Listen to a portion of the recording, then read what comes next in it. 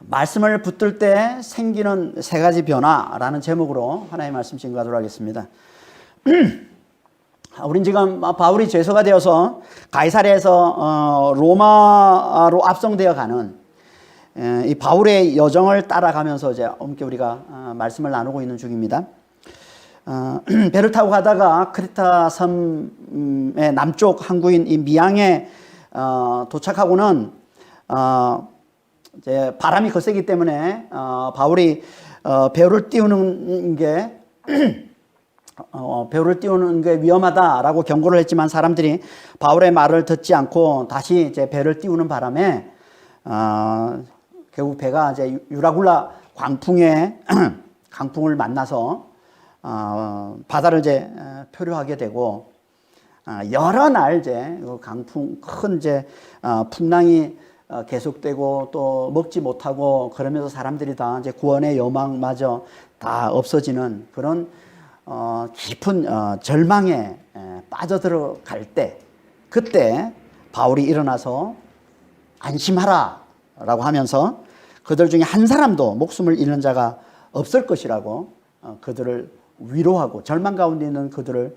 위로하고 그들에게 희망을 전해 주었다고 했습니다.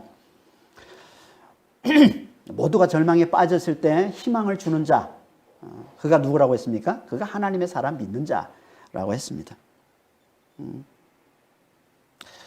바울이 그럴 수 있었던 건 뭐 때문이라고 했습니까? 하나님께서 그를 찾아오셔서 그에게 말씀을 들려주셨기 때문에 그랬다고 그랬죠. 세 가지 말씀. 그게 뭐였습니까? 두려워하지 말라. 반드시 사명을 이루게 되리라. 너와 함께하는 자들에게 은혜를 베풀리라 라는 이 하나님의 이 말씀을 듣고서 바울이 절망에 빠져있는 자들에게 희망을 전해주는 자가 됐다고 했습니다. 우리도 하나님을 간절히 의지함으로 하나님 우리를 찾아오셔서 들려주시는 이 말씀을 우리가 좀 잘 듣고 하나님을 굳게 믿음으로 절망 가운데 있는 자들에게 희망을 주는 그런 하나님의 사람들이 다 되시기를 예수님으로 축원합니다. 그리고는 이제 그들에게 이제 오늘 본문 바로 앞에 26절에서 이렇게 예언을 합니다. 26절 한번 볼까요? 27장 26절에 그런즉 우리가 반드시 한 섬에 걸리리라. 이 예언대로 그들 모두가 다 한 섬에 도착을 해서 구원받게 되는 걸 이제 얘기하고 있는 본문이 이제 오늘 우리가 함께 살펴보고자 하는 27절 이하의 본문 말씀인 겁니다. 그러니까 오늘 본문은 하나님의 말씀, 구원의 약속은 반드시 이루어짐을 보여주고 있는 말씀인 거예요. 하나님의 말씀, 하나님의 약속은 반드시 이루어진다는 것을 오늘 본문을 통해서 하나님께서 우리에게 다시 한번 확인시켜 주고 있습니다. 27절 한번 보겠습니다. 19일째 되는 날 밤에 우리가 아드리아 바다에서 이리저리 쫓겨가다가 자정쯤 되어 사공들이 어느 육지에 가까워지는 줄을 짐작하고 19일째 되는 날 밤에 그러니까 19일 동안 지금 어떻게 되어 있다는 거예요? 표류하고 있다는 거죠. 그러니까 광풍에 유라굴라 강풍에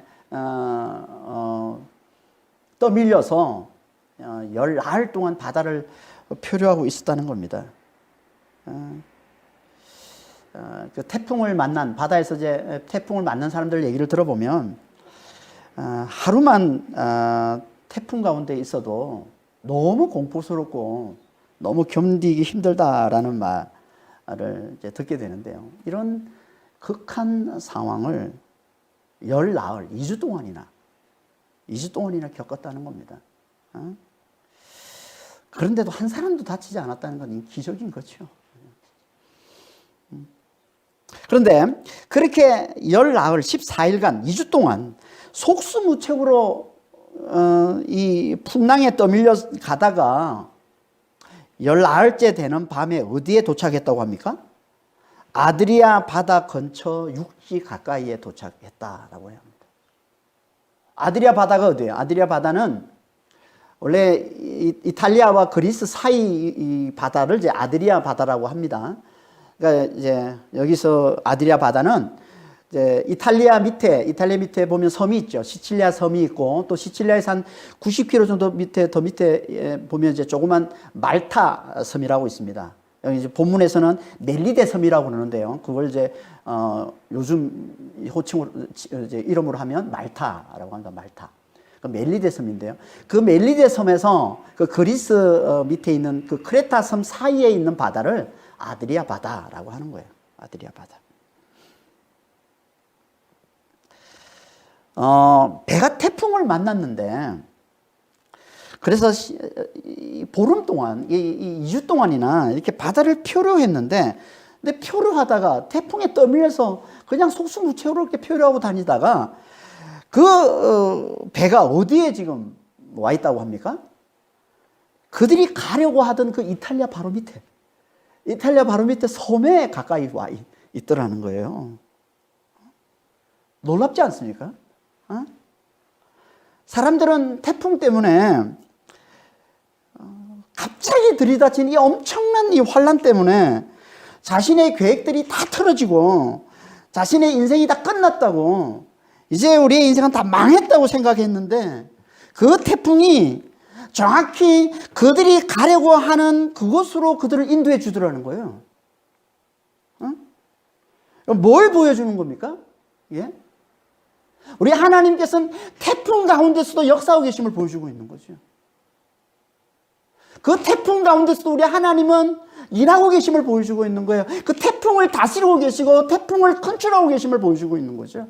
태풍보다 크신 분이 하나님이심을 보여주고 있는 겁니다.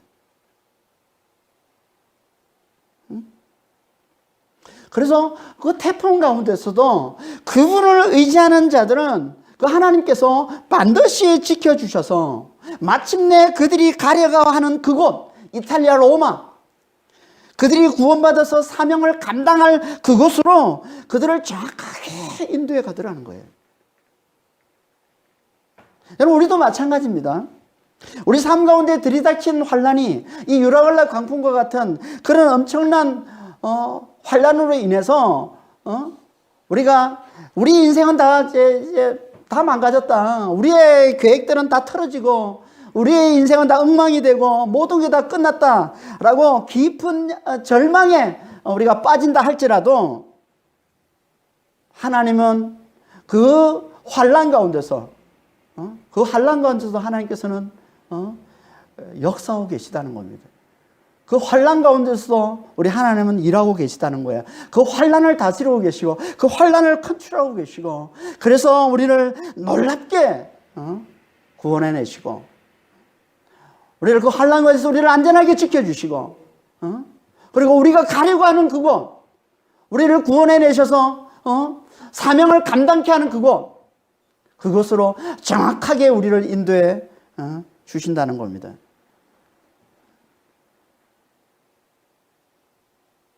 이게 하나님이 싫어하는 거예요. 이분이 하나님이 싫어하는 거예요. 창조주 하나님이 싫어하는 거예요. 세상보다 크신 하나님이신 거예요.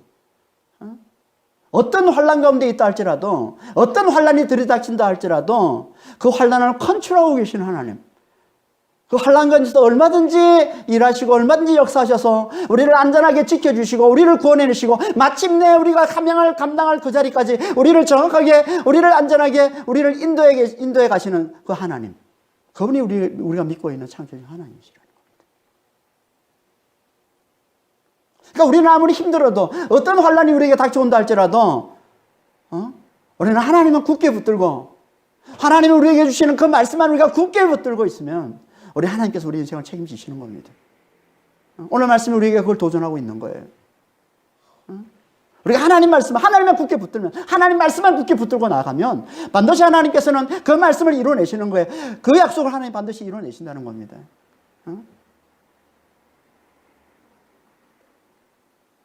우리는 진짜 하나님을 잘 붙들고, 하나님 말씀을 굳게 잘 붙들고 나가는 자가 돼야 되는 거죠.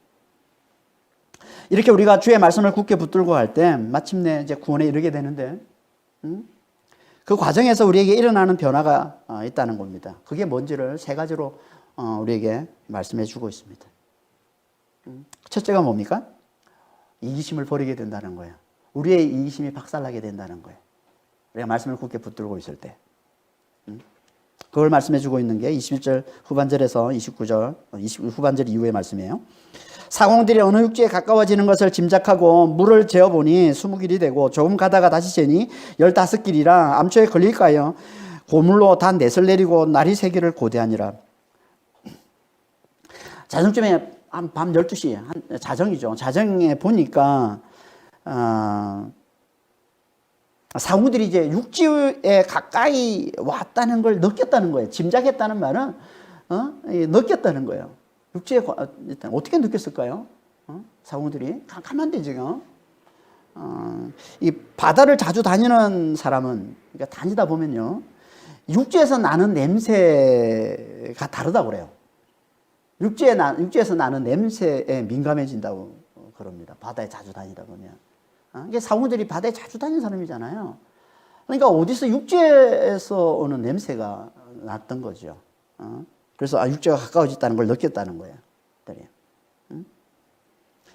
그래서 아니라 다를까 이제 수심을 재보니까 처음엔 20길이었다가 20길은 요즘 우리 단위로 하면 청량 단위로 하면 36m 정도 됩니다. 수심이 한 36m 정도 되는 거예요. 그러다 좀 더 가서 다시 해보니까 15길. 이건 27m예요. 수심이 얕아지는 거죠. 그러니까 육지가 가까워 왔다는 것을 이제 확실히 알게 됐다는 겁니다. 그리고는 어떻게 합니까? 그들이 이제 고물은 배 뒷부분을 얘기하는 겁니다. 뒷부분에서 이제 닻을 내린 거예요. 배를 멈추려고 이제 닻을 내렸다는 겁니다. 왜냐하면 암초에 걸릴까봐. 이게 육지가 가까워지면 이제 아무래도 바다에 이제 모래톱이 이 암초가 있어서 거기에 배가 걸리면 안 되니까, 그래서 이제 닻을 내리고 배를 멈추게 했다는 겁니다. 그러던 중에 사공들이 몰래 그 배에서 도망치려고 하는 그런 이제 모습이 있었다고 하는 거예요. 그게 30절 이후, 30절에 32절 말씀입니다. 사공들이 도망가고자 하여 이물에서 닻을 내리는 채하고 그룻배를 바다에 내려놓고는 바울이 백부장과 군인들에게 이르되 이 사람들이 배에 있지 아니하면 너희가 구원을 얻지 못하리라 하니 이에 군인들이 그룻줄을 끊어 떼어버리니라. 이물은 배 앞부분을 얘기하는 거예요. 그러니까 이 배 앞부분에서 이제 닻을 내리는 척 하면서, 뭘 내렸다고 합니까? 그룻배를 내렸다는 거예요. 그룻배는 작은 배를 얘기합니다. 그러니까 큰 배는 항상 이렇게 작은 배를 가지고 있습니다. 이게 일종의 구명선 같이, 우리 타이타닉 영화 보면 이제 그런 있잖아요. 타이타닉이 파손당하고 이제 구명정 같은 걸, 구명선을 띄워서 이제 사람들이 탈출을 하는데 그런 작은 배를 얘기하는 겁니다. 그걸 띄우고는 이제 그걸 타고 도망치려 했다는 거예요, 사공들이. 그 모습을 이제 하나님께서 바울에게 보게 하시고 그걸 본 바울이 백부장과 군사들에게 말했다는 거죠. 이렇게 말했다는 거예요. 그들이 도망하면 너희는 구원을 얻지 못하리라. 너희는 구원을 얻지 못하리라. 자기는 구원받는다니까. 바울은 지금 자기는 구원받는다는 확신이 있어요. 뭐 그들이 도망치든 말든 어떻게 되든 하나님께서 자신은 반드시 구원해 주시라는 확신이 바울이 있는 거예요. 그래서 너희는 구원받지 못하리라. 하나님께서 나는 반드시 하나님이 지켜주시겠지만 너희는 아니라는 거예요. 너희는. 사공들이 도망치면 너희는 구원받지 못할 거라는 거예요. 이 말은 1차적으로는 그들이 배 전문가이기 때문에, 사공들이 배 전문가이기 때문에 그들이 없으면 남은 사람들이 나중에 구조받기가 어려움을 이제 나타내는 말씀이기도 하지만, 또한 이 말씀은 이런 말씀이기도 한 거예요. 너희 중에 누구라도 하나님께서 반드시 구원해 주신다는 이 하나님의 말씀을 끝까지 믿지 못하고 자기 힘을 믿고 자기만 살겠다고 도망을 치면, 이게 이제 사공들의 모습이잖아요, 지금. 사공들은 지금 육지가 가까워지니까 이제 자기들 힘으로 얼마든지 살 수 있겠다고 생각을 하고는 자기만 살겠다고 지금 도망치는 그런 형국이잖아요, 이 모습이. 그러면 이런 이기적인 생각들이 공동체를 뒤덮게 되고 결국은 공동체는 하나님의 구원의 은혜를 누리지 못하고 공멸하고 만다는 거예요. 이걸 보여주는 게 도망치려는 이 사공들의 모습이라는 겁니다. 우리가 하나님께서 은혜로 우리를 반드시 구원해 주신다는 이 하나님의 말씀을 굳게 붙들고 나아갈 때 제일 조심해야 될 게 이거라는 거예요. 이기심. 이기심. 자기만을 위하는, 늘 자기를 높이려 하고 위급 시엔 자기만 살겠다고 내빼는 이기심이라는 겁니다. 이기심은 하나님이 없는 마음, 하나님을 멸시하고 하나님을 이용하려 하는 마음을 말하는 겁니다. 한마디로 내가 하나님인 마음, 이게 이기심인 거예요. 하나님을 믿기 전에는 우린 다 내가 세상의 중심인 이 이기심에 사로잡혀 살고 있던 자들입니다. 우린 다. 세상의 모든 것들을 다 나의 유익의 관점에서 바라보며 살았죠. 우린 다. 내게 유익이 되는지 안 되는지, 내게 손해가 되는지 안 되는지 그걸 보고서 판단하고 결정하면서 우리는 다 사는 자들이었던 겁니다. 여기에 사로잡혀 있으면 당연히 하나님조차도 우리는 나 중심으로 보게 되는 거죠. 내게 도움이 될 때만 필요하신 분, 이게 하나님 되는 거예요.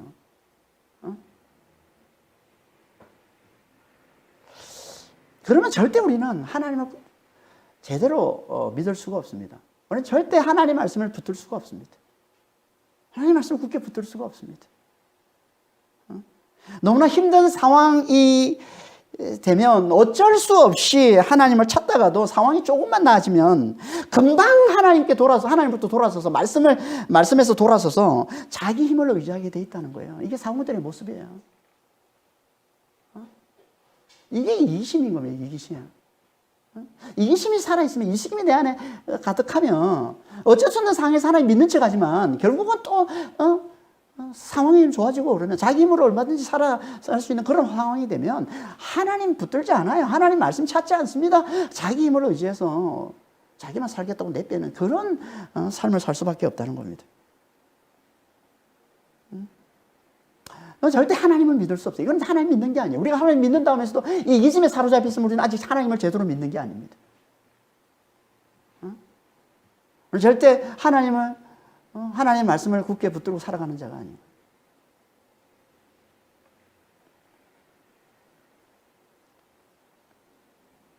그러니까 우리가 하나님을 제대로 믿고 하나님의 말씀을 굳게 붙들고 그래서 마침내 하나님의 약속의 이 구원에 우리가 정말 제대로 이루려면 어떻게 해야 되겠습니까? 우리 안에 이기심을 박살나야 되는 거예요. 어떻게 이기심에 박살이 납니까? 내가 죽어야 박살나는 겁니다. 아니면 안 바뀝니다. 우리는 죽기 전에는 안 바뀝니다. 이기심은 내가 살아있는 한 우리 안에서 계속 나오게 돼 있습니다. 이기심은. 그래서 하나님 우리를 죽이시는 거예요. 그래서 이기심으로 가득한 이 바울과 함께하는 이 무리들, 이 배 타고 있는 이 무리들에게 하나님께서 광풍을 보내서 구원의 영혼마저 다 끊어지게 만드신 거예요.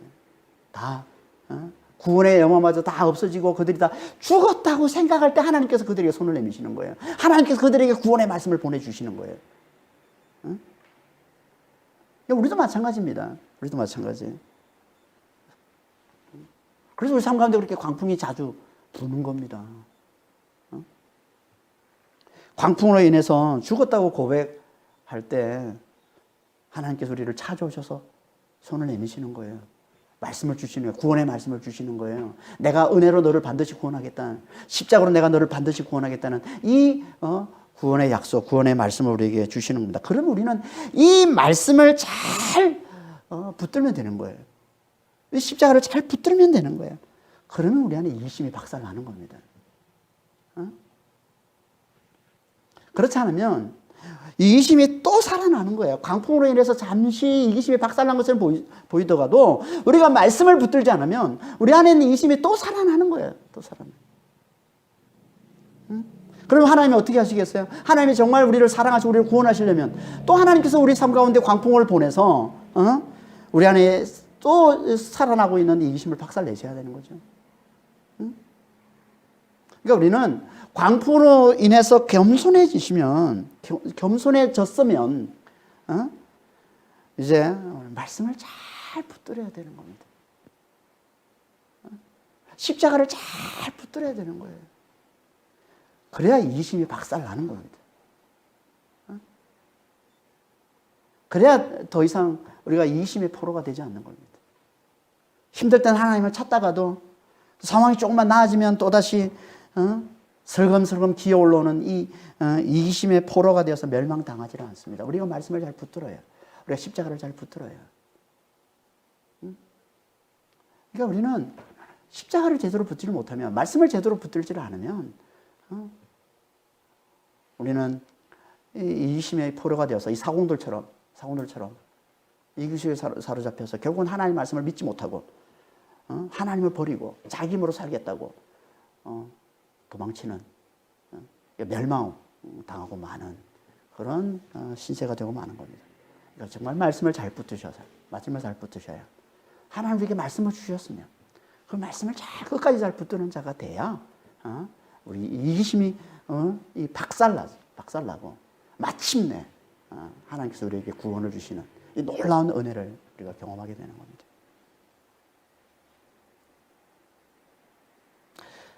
주의 말씀을 굳게 붙들 때 일어나는 또 한 가지 변화, 두 번째 변화가 뭡니까? 그건요, 성찬을 통해서 예수를 잘 믿게 되는 겁니다. 33절, 34절 한번 보겠습니다.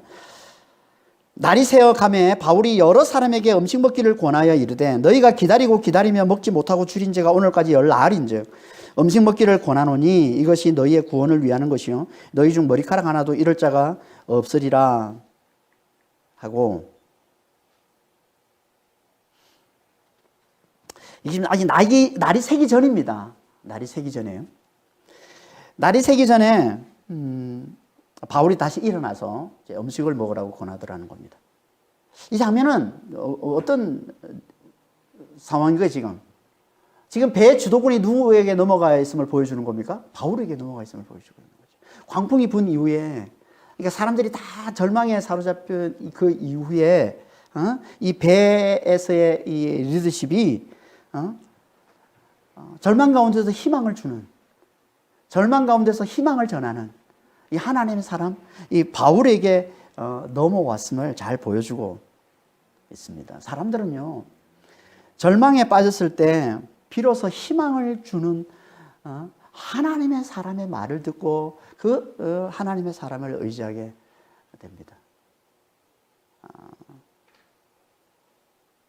하나님의 사람은, 믿는 자는요, 절망에 빠진 자들만 간절히 찾는 자예요. 그래서 예수님이 그러신 거예요. 병든 자라의 의사를 찾는다. 그렇죠. 병든 자라의. 절망 가운데 있던 자들만 예수님을 찾았지, 그렇지 않은 자들은 다 예수님을 무시하고 멸시했잖아요. 마찬가지입니다. 이 시대도 마찬가지예요. 사람들이 자기 힘으로 잘 나가면요, 절대 하나님 사람 안 찾습니다. 목사의 말 안 듣습니다. 목사, 아무것도 아닌 거예요. 목사는 그들에게. 누가 목사를 찾습니까? 누가 하나님 사람을 찾습니까? 절망. 자기가 절망 가운데 있음을 아는 자. 이걸 이제 성경에서는 심령이 가난한 자, 심령이 겸손한 자라고 얘기하는 거예요. 그런 자들만 하나님의 말씀을 전해주는, 이 구원의 이 말씀을 전해주는 이 하나님의 사람을 찾지, 아니면 안 찾아요. 그러니까 지금은 모두가 바울만 바라보고 있는 그런 상황인 거예요. 절망에 빠져 있는 그들은 다 바울만 바라보고 있는 그런 상황이에요. 그런 상황에서 지금 바울이 일어나서 다시 한번 그들에게 권하고 있는 게 음식을 먹으라. 그러면서 뭐라고 얘기했다고 합니까? 기다리며 먹지 못하고 줄인 지가 열나흘이다. 지금 14일 동안 그들이 아무것도 먹지 못했다는 거예요. 그렇죠. 먹을 수가 없죠. 지금, 아니, 광풍으로 인해서 지금 큰 풍랑이 계속 들이치고 있는데 어떻게 뭘 먹습니까, 지금? 먹을 수 있는 상황이 아닌 거죠, 지금. 그러니까, 열나흘이나 지금 아무것도 먹지 못하고 지금 굶주려 있는 그런 상황인 겁니다. 그런 상황에서 바울이 얘기를 하는 거예요. 이제 먹을 때가 됐다.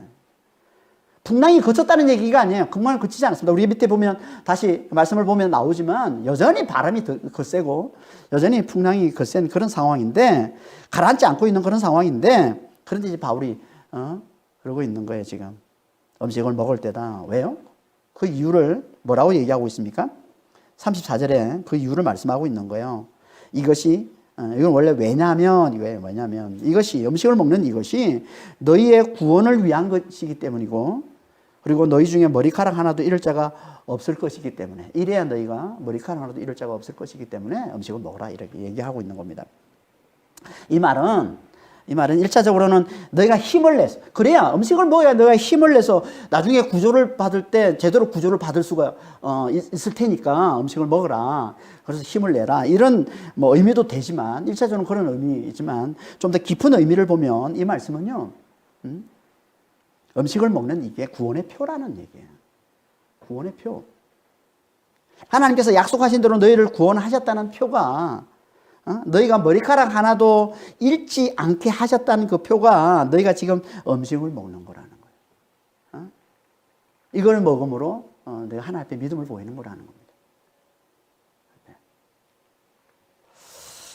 그래서 이 말을 하고는 바울이 떡을 떼어서 하나님께 축사하고 그들에게 음식을 나눠줬다 이렇게 말씀하고 있는 게 그게 35절에서 37절 말씀이죠. 떡을 가져다가 모든 사람 앞에서 하나님께 축사하고 떼어 먹기를 시작하며 그들도 다 안심하고 받아 먹으니 배에 있는 우리의 수는 전부 276명이더라. 이 장면은 지금 어떤 말씀이죠? 어떤 장면이에요? 성찬을 지금 보여주고 있는 말씀이죠, 지금. 성찬을 보여주고 있는 거예요. 이 축사는 감사예요, 감사. 하나님께 감사하고 떡을 떼어서 하나님께 감사하고 그리고 자기가 먼저 먹고 그걸 나눠준 거예요. 그들이 다 그걸 보고서 바울이 먹는 걸 보고서 안심하고 받아 먹었다라고 얘기를 하고 있는 거죠, 지금. 그냥 먹은 게 아닙니다. 하나님께 감사하고.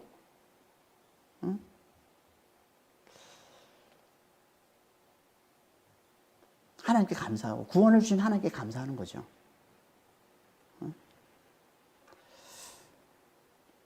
이걸 하나님께서 어떻게 보셨을까요? 이걸 하나님께서 믿음으로 보시고 믿음으로 받으시고 그들을 구원에 이르게 해주시더라는 거예요. 이게 성찬인 겁니다. 성찬. 그래서 성찬을 우리가 몸으로 보여주는 믿음이라고 하는 거예요. 바울은 지금 성찬을 집례하고 있는 겁니다. 적어도 바울과 동행하고 있는 그래서 이 사도행전을 기록하고 있는 이 누가의 눈엔 그렇게 보였던 거예요.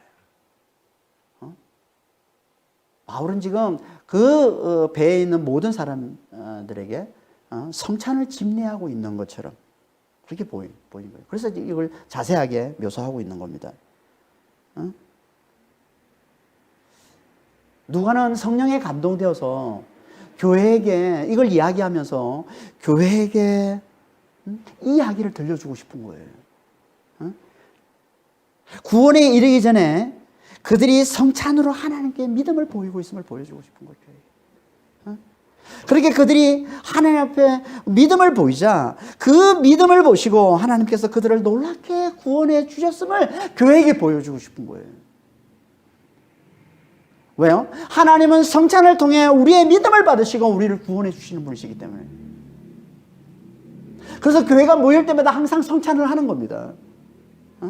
원래는 성찬은 모일 때마다 하는 게 성찬인 거예요. 우리가 이제 편의상 한 달에 한 번, 뭐 분기별 한 번, 큰 교회들은 분기별 한 번 하기도 하고, 뭐 작은 교회들은 한 달에 한 번 이렇게 보통 성찬하지만 원래 성경적으로 하면 모일 때마다 하는 게 성찬인 거예요. 왜냐하면 이 성찬은 몸으로 보여주는 믿음이기 때문에. 우리의 모든 믿음을, 우리가 하나님의 말씀을 듣고 하나님을 믿는 그 모든 것들을 우리의 몸으로 하나님 앞에 나타내 보여주는 게 이게 성찬인 거란 말이에요.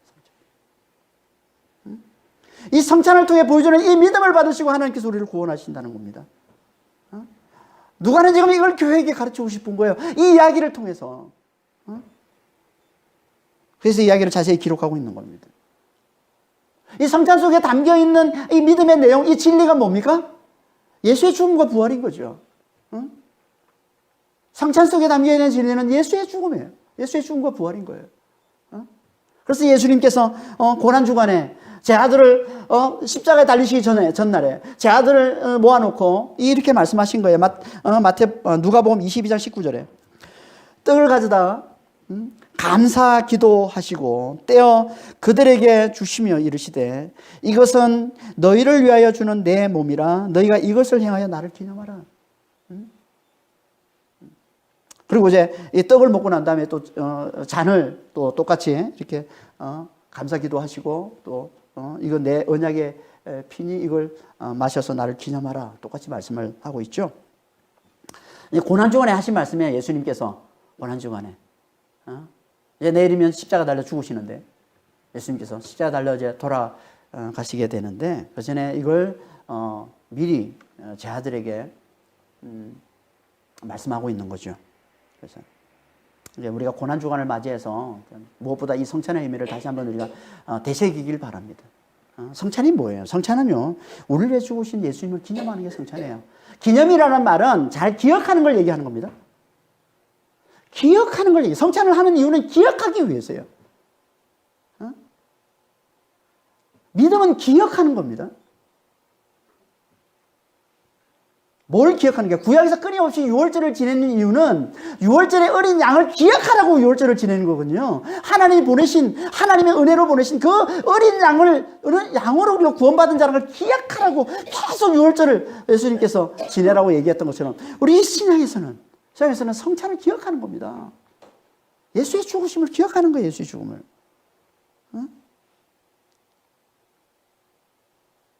성찬은 그러니까 우리는 이 성찬을 통해서 예수의 죽음을 잘 기억하는 자가 돼야 돼요. 떡을 떼면서 떡을 떼는 게 뭐예요? 떡을 쪼개는 게 이게 죽음이거든요. 떡을 왜 뗍니까? 떡을 떼야 되는 겁니다. 원래는 떡을 떼야 되는 거예요. 우리가 떡을 떼는 거예요. 예수의 죽음을. 그러니까 지금 막 쪼개져 가지고 다 나눠져 있는 이 떡을 우리는 그냥 이렇게 받아 먹는데 정확히 말하면 떡을 떼서 떡을 떼는 걸 봐야 돼요. 예수의 죽음을 봐야 돼요. 그리고 떼서 먹어야 되는 거예요. 제대로 하려면 그렇게 해야 되는 거예요. 떡을 떼서 그걸 먹어야 되는 거예요. 그래서 그 죽음을 내 죽음으로 알아봐야 돼요.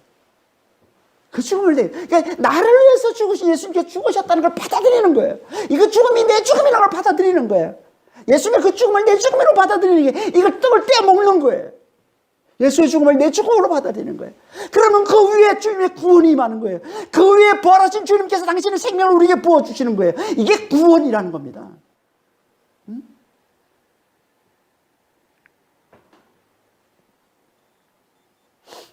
지금은 성찬식을 교회 예배 때 따로 하지만 예배 중간에 이렇게 따로 우리 성찬식을 거행하지만 원래 성찬은요 교회가 함께 모여서 식사하는 걸 얘기하는 거예요. 성찬은 실제로 식사하는 겁니다. 이 식사가 성찬인 거예요.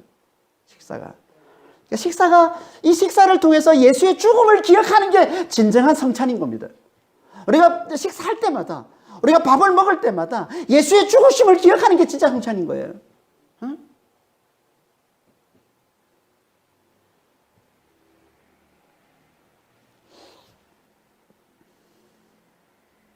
우리가 식사 때마다 이걸 기억한다면 밥을 먹을 때마다 고기를 뜯을 때마다 닭고기를 뜯고 소고기를 뜯고 돼지고기를 뜯고 할 때마다 여러분 잘 보세요. 우리가 먹는 것도 모든 식사는 다 뭐예요? 죽음을 먹는 겁니다. 어느 생명체 죽음을 먹는 거예요. 우리 밥을 먹는 것도 이 쌀이 죽어서 먹는 거잖아요. 이 보리가 죽어서 먹는 거잖아요. 곡식이 죽어서 먹는 거잖아요. 그리고 돼지고기, 닭고기 다 마찬가지 죽어서. 그러니까 어느 생명체의 죽음을 먹는 거예요. 다시 말해서 우리는 누군가의 죽음으로 사는 자임을 보여주는 게 그걸 비유로 보여주는 게 우리의 모든 식사예요. 그러니까 누군가가 죽어서 내가 사는 겁니다. 누군가가 죽어서. 그걸 다 비유로 보여주는 모든 식사는. 그 실체가 뭐예요? 그 실제, 그 본질이 뭐예요? 예수께서 죽으심으로 우리 사는 자임을 보여주는 거예요. 그 모든 건 다 그 영적인 실상인 예수의 죽음으로 사는 자임을 보여주는 게 우리가 하고 있는 모든 식사의 모습인 거예요. 다른 생명체의 죽음으로 우리가 살아가는 이게 결국 영적인 그 실상은 예수의 죽음으로 사는 자임을 알아보라고 그 비유로 우리의 모든 식사가 그렇게 주어지고 있는 겁니다. 우리에게.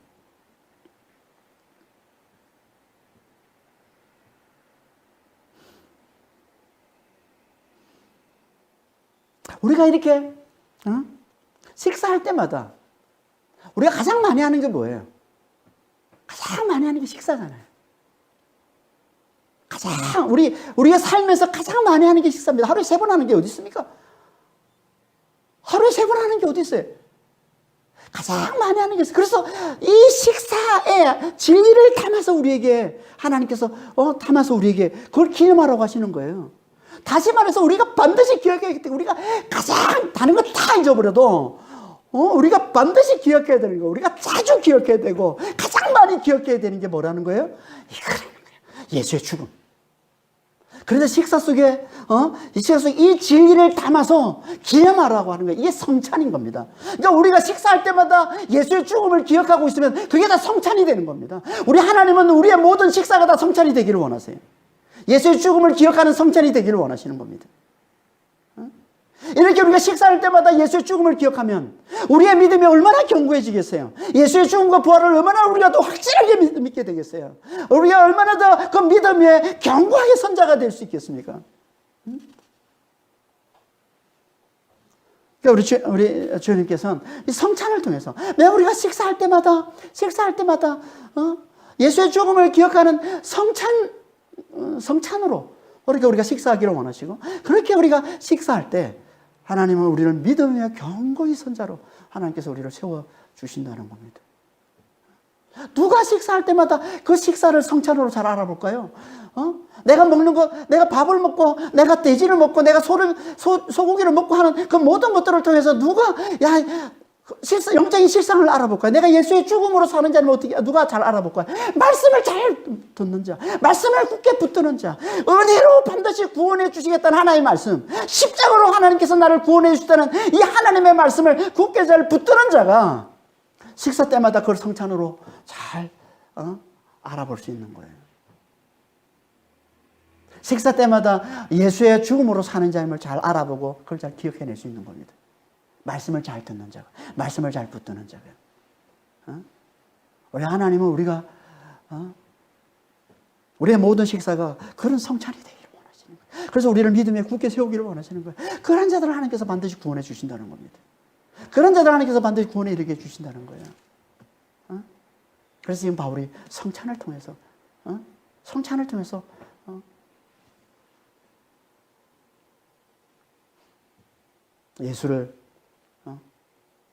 예수의 죽음으로 사는 자임을 깨우쳐주고 있는 겁니다.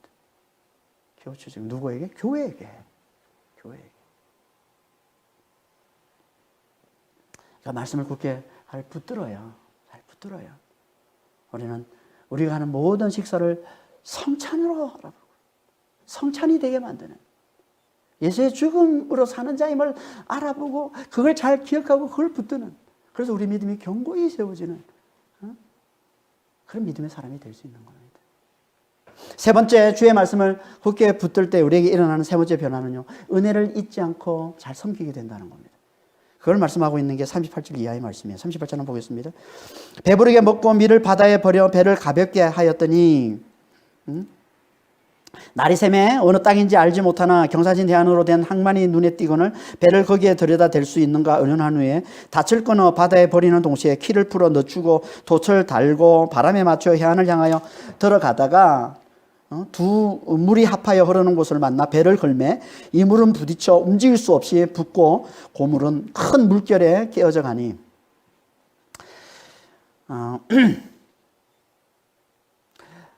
날이 새니까 보이는 거죠. 이제 뭐가 보였습니까? 육지와 해안을 끼고 있는 항만이 보였다는 거예요. 그리고는 의논을 한 거죠. 저 섬에 저 항만에 배를 댈 수 있는지 없는지 이제 의논했겠죠. 그리고는 이제 닻을 끊고 이제 배를 멈추고 있는 그 닻을 끊어내고 이제 키를 풀고 돛을 달고 이제 바람에 맞추어서 이제 그 섬을 향해서 배가 가기 시작했다는 겁니다. 그러다가 두 물이 만나는 곳, 41절을 보면 두 물이 합하여 흐르는 곳에 이제 이르게 되는데, 여기 어디냐면 이런 거예요. 육지에서 그 섬에서 흘러나오는 물이 있고 바다의 물이 만나는 곳이 있습니다. 그곳까지 이렇게 배가 가게 됩니다. 그리고는 그 두 물이 만나는 곳에 끼었다는 거예요. 끼었다는 거예요. 바람에 끌려서 이제 배가 가다가 그게 끼는데 그게 끼니까 어떻게 됐다고요? 배가 걸매 이렇게 돼 있는데 정확히 말하면 배가 좌초됐다는 겁니다. 거기서 두 물이 만나는 곳에 배가 끼어서 거기에 좌초된 거예요. 다시 말해서 거기에 모래톱이 있어가지고 모래톱에 이 배가 모래톱에 이렇게 뭐 박혀서 그래서 빠져나오지를 못하는 거예요. 모래톱에. 지금 이제 수에즈 운하가 지금 유조선 하나가 그 엄청난 유조선이 어마어마하게 크잖아요. 얼마나 무거워요. 그런데 강풍으로 인해서 바람이 얼마나 셌으면 강풍으로 인해서 그 유조선이 이렇게 바람에 떠밀려 가지고 그 모래사장에 이렇게 꽂힌 거잖아요. 박힌 그게 자초. 그러니까 그렇게 모래톱에 이렇게 박힌 거예요. 배가 움직이지를 못하는 거예요. 그러니까 배가 지금 난린 거죠. 전 세계가 지금 그 유조선이 꽂히면서 거기로 모든 뭐 유조선을 비롯해서 모든 거 다 거기로 다니는데 다 막혀 있는 거잖아요. 지금 그런 것처럼 좌초돼 버린 겁니다. 좌초가 되니까 어떻게 됩니까? 뒤에 여전히 바람이 세고 파도가 세니까 뒷부분, 이 고물에서는 배가 깨져나가고, 앞쪽은 꼼짝을 못하고 있는 그런 상황이고, 뒤에는 배가 깨져나가는 그런 상황이에요. 그러니까 다 와가지고 지금 파선의 위기에 처한 거예요, 배가. 사람들이 얼마나 지금 두려웠겠어요, 그렇죠? 근데 더 이제, 심각한 건, 제수들이 도망칠까봐 군인들이 제수들을 다 죽이려 들다라는 거예요. 그게 42절 말씀이에요. 42절, 44절 말씀. 군인들은 제수가 헤엄쳐서 도망할까요? 그들을 죽이는 것이 좋다 하였으나 백부장이 바울을 구원하라 하여 그들의 뜻을 막고 헤엄칠 줄 아는 사람들을 명하여 물에 뛰어내려 먼저 육지에 나가게 하고 그 남은 사람들은 널조각 혹은 배의 물건에 의지하여 나가게 하니 마침내 사람들이 다 상륙하여 구조되니라. 당시에 제수들이 도망을 치면요. 그 벌을 누가 받냐면 그 제수들을 지키던 간수들이 그 벌을 그대로 받습니다. 그러니까 이 군사들이 얼마나 두렵겠어요, 지금. 배가 파손되면 당연히 제수들이 도망쳐 갈 텐데, 그러면 그 벌을 자신들이 받아야 되는, 자신들이 사형을 당해야 되는 그런 상황이 되니까 너무 두려운 거죠. 그래서 군사들이 제수를 다 죽이려 들었다는 거예요. 그러면 바울도 죽습니다. 바울도 제수니까. 그러자 백부장 율리오가 가로막고 나섰다는 거예요. 그들의 뜻을 꺾어버렸다는 거예요. 군사들의 뜻을. 왜? 바울을 구원하려고. 바울을 구원하려고. 아니, 백부장 율리오는 두렵지 않겠어요? 제수들이 도망치면 똑같이, 군사들과 똑같이 이 백부장도 그 처벌을 면할 수가 없습니다. 제수들이 도망치면. 그런데도 기꺼이 바울을 위해서, 바울을 살리기 위해서 기꺼이 자기의 불이익을 감수하더라는 거예요. 아니, 어떻게, 백부장 왜 그랬을까요? 왜? 그는 은혜를 잊지 않았기 때문에 그런 거예요. 은혜를 잊지 않았기 때문에. 광포로 인해 죽을 수밖에 없는 자기들이 바울이 전해준 이 하나님의 말씀으로 말미암아 자신들이 구원받았다는 것을 잊지 않고 있는 거예요. 바울로 인해서 자신이 구원받았다는 걸 잊지 않고 있는 거예요. 바울이 전에 하나님의 말씀으로 인해서 구원받았다는 것을 잊지 않고 있는 거예요. 사람들은요, 대부분 다 화장실 들어갈 때와 나올 때 마음이 다 다릅니다. 대부분 사람들이 그렇지 않습니까? 위기에 처할 때는 은혜를 잊지 않을 것처럼 그렇게 말하다가도 위기만 벗어나면 언제 그랬냐는 듯이 금방 잊어버리잖아요. 지금 군사들이 그걸 보여주고 있는 거예요, 지금. 군사들이 그걸 보여주고 있는 거예요. 왜 그렇습니까? 말씀을 잊어버리니까, 말씀을 붙들지 않고 있으니까 그러는 거예요. 하나님께서 은혜로 반드시 구원해 주겠다는 말씀 하나님이 주셔서, 그래서 지금까지 은혜로 구원을 받고 있는데, 그 말씀을 붙들지는 않으니까, 그런 자기 삶에 자기에게 문제가 닥쳐오니까, 갑자기 걱정이 생기니까, 이러다가 내가 제수들로 인해서 내가 죽을지도 모른다는 생각이 드니까, 그 문제에 매몰되니까, 그 문제에 사로잡히니까 은혜를 잊어버리고 죽이려 들더라는 거예요. 군사들이. 말씀을 붙들지 않으면 은혜를 잊어버립니다. 군사들처럼. 하지만 율리오는 안 그렇더라는 거예요. 백부장은 안 그렇더라는 거예요. 그는 하나님의 은혜를 잊지 않고 있더라는 거예요. 바울의 은혜를 잊지 않고 있더라는 거예요. 그러나 하나님의 말씀, 바울이 전해주는 하나님의 말씀을 꼭 붙들고 있었다는 얘기예요. 하나님이 반드시 구원해 주신다고 했으니까, 하나님이 반드시 구원해 주신다고 했으니까, 반드시 구원해 주실 거라는 이걸 굳게 붙들고 있었던 거예요. 그러니까 이런 상황에서 바울을 섬기는 거죠. 바울을 섬기는 거죠. 하나님의 은혜를, 하나님의 하나님의 이 구원의 은혜, 하나님의 구원의 은혜가 우리 안에 살아있다는 표가 뭡니까? 그게 그 은혜, 구원의 은혜의 복음을 전해준 사람을 잊지 않는 겁니다. 그래서 그가 어려울 때 그를 돕는 거예요. 그가 어려울 때 그를 위해 발벗고 나서는 거예요. 그가 어려울 때 그를 섬겨주는 거예요. 섬기는 거예요. 이 율리오처럼. 이게 그 안에 구원의 은혜가 살아있다는 표인 거예요. 이게 그 안에 그 은혜가 최후의 기쁨이 되어 있다는 표인 거예요.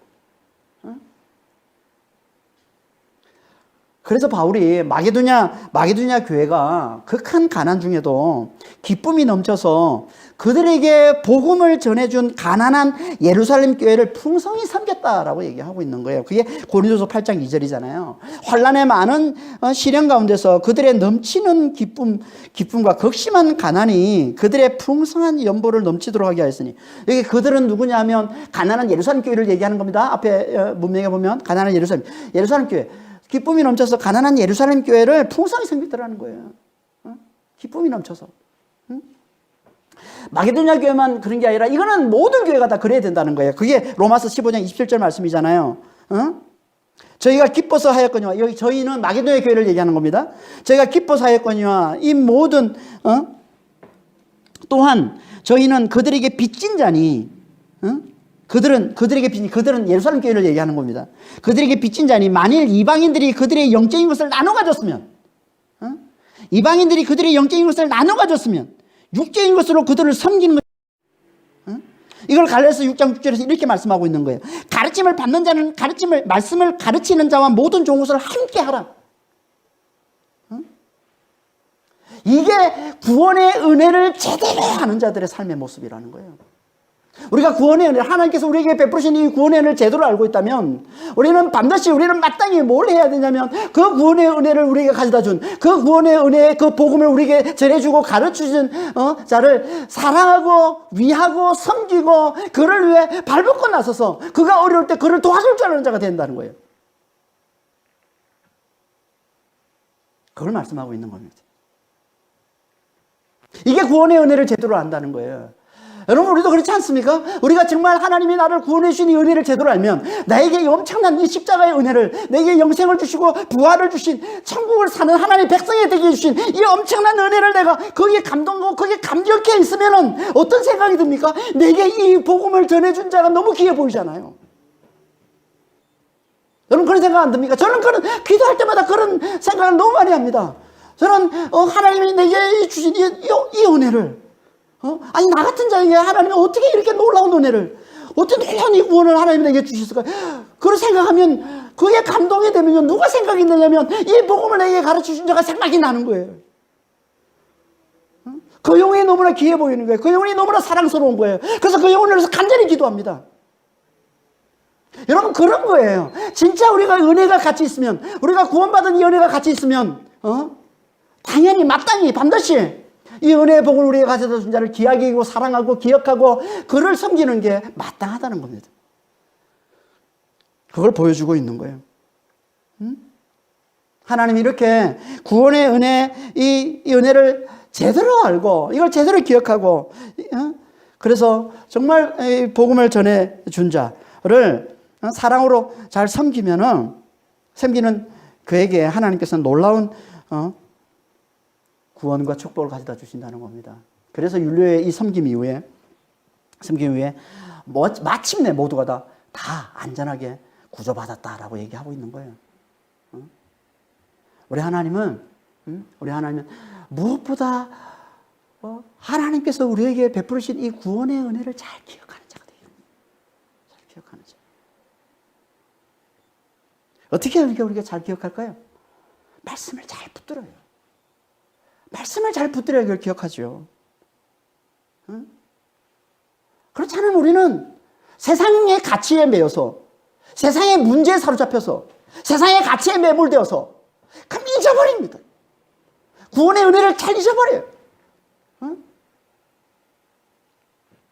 그래서 구원의 은혜가 우리에게 가져다 주는 이 놀라운 능력, 이 부활의 능력, 성령으로 말미암아 주어지는 부활의 능력, 영생의 능력을 우리 삶에 누리지를 못하는 거예요. 은혜를 잊어버리니까, 은혜를 멸시하니까, 하나님 우리에게 주신 이 은혜를 멸시하니까.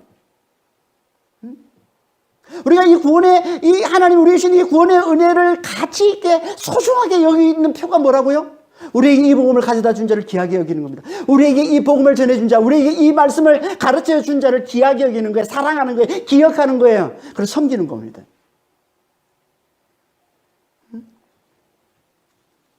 구원의 은혜를 잘 기억하는 자는 그 복음을 전해준 자를 늘 귀하게 여깁니다. 그렇지 않으면요, 우리는 다 세상의 가치에 매몰되어서 내게 이 구원의 복음을 가르쳐준, 전해준, 이 은혜를 가르쳐준 자를 우리는 경홀히 여길 수밖에 없어요. 무관심할 수밖에 없어요. 무시할 수밖에 없습니다. 소중한 게 세상이기 때문에. 영원한 구원이 아니라 세상이기 때문에. 영원한 구원의 은혜를 깨우쳐준 자는 가치 없어요. 은혜를 무시하며, 은혜의 가치를 모르면, 그걸 우리에게 깨우치는 자도 당연히 무시할 수밖에 없는 겁니다. 반대로 은혜의 가치를 잘 알면 그 복음을 우리에게 깨우치신 자를 귀하게 여겨요. 소중히 여겨요. 사랑하고 기억하고 잘 섬기게 되어 있는 겁니다. 그러니까 우리는 정말 구원의 은혜를 잘 기억해요. 어떻게 잘 기억한다고요? 말씀을 잘 붙들어요. 그러니까 오늘 주님께서 우리에게 우리가 말씀을 굳게 잘 붙들 때 주시는 주어지는 놀라운 축복, 놀라운 변화 세 가지 우리에게 말씀해주고 있는 겁니다. 첫 번째가 뭐였습니까? 우리 안에 있는 이기심이 박살나게 해주신다는 거예요. 우리가 말씀을 잘 붙들 때 이기심이 박살나는 겁니다. 그래야 구원에 이르는 거예요. 팔팔하게 살아있는 이기심을 가지고는 못 들어갑니다, 천국에. 이기심이 박살나야 되는 거예요. 하나님 중심이 돼야 되는 거예요. 그리고 두 번째는 뭐였습니까? 성찬을 통해 예수를 잘 믿게 해주시는 거예요. 매일매일 성찬을 통해서, 우리가 매일 가장 많이 접하는 이 식사를 통해서 예수를 잘 믿는 자가 되게 해주시는 거예요. 누가? 말씀을 잘 붙드는 자는. 세 번째는요, 은혜를 잊지 않고 잘 섬기는 자가 된다는 겁니다. 말씀을 가르치는 자, 말씀을 전해주는 자를 잘 섬기는 자가 됩니다. 은혜를 잊지 않고 하나님께서 그들을 반드시 구원해 주신다는 거예요. 우린 다 정말 말씀을 굳게 잘 붙들고서 우리에게 주어지는 이 놀라운 하나님의 이 축복, 이심이 박살나고 성찬을 통해서 예수를 굳게 잘 믿게 되고 은혜를 잘 기억해서 정말 잘 섬기는 자가 되는 이 놀라운 축복을 잘 받아 누리는 삶을 살면서 마침내 하나님께서 우리에게 주시는 놀라운 구원을 받아 누리는 그런 믿음의 성도들이 다 되시길 예수님으로 축원합니다. 기도하겠습니다. 하나님 아버지, 정말 저희들은 말씀을 잘 붙드는 자가 되기를 원합니다, 주님. 그래서 믿는다면서도 우리 안에 여전히 팔팔하게 살아있는 아버지 하나님 이기심이 박살나게 해주시기를 원합니다. 주님, 하나님을 믿는다는데도 왜 이렇게 여전히 이기심이 활개를 치는지요, 주님. 정말 더욱더 말씀을 굳게 붙들고 십자가를 굳게 붙들고 아버지 하나님 주님 앞에 나갈 때 아버지 우리 안에 있는 이기심이 다 박살나게 해 주시옵소서. 그리고 매일의 성찬을 통해서 식사할 때마다 정말 예수의 죽으심으로 예수의 십자가로 사는 자임을 기억하는 아버지여 정말 성찬이 되는 그래서 정말 예수님을 잘 믿는 자가 되게 해주시고 그 말씀을 굳게 붙들므로 아버지 하나님 은혜를 잊지 않고 잘 섬기는 자가 되게 해주셔서 마침내 하나님께서 우리에게 주시는 놀라운 구원을 받아 누리는 아버지요 그런 믿음의 성도들이 다 될 수 있도록 주님 저희들을 축복해 주시고 좀 인도하여 주시옵소서. 감사하며 우리 주 예수 그리스도로 기도합니다. 아멘.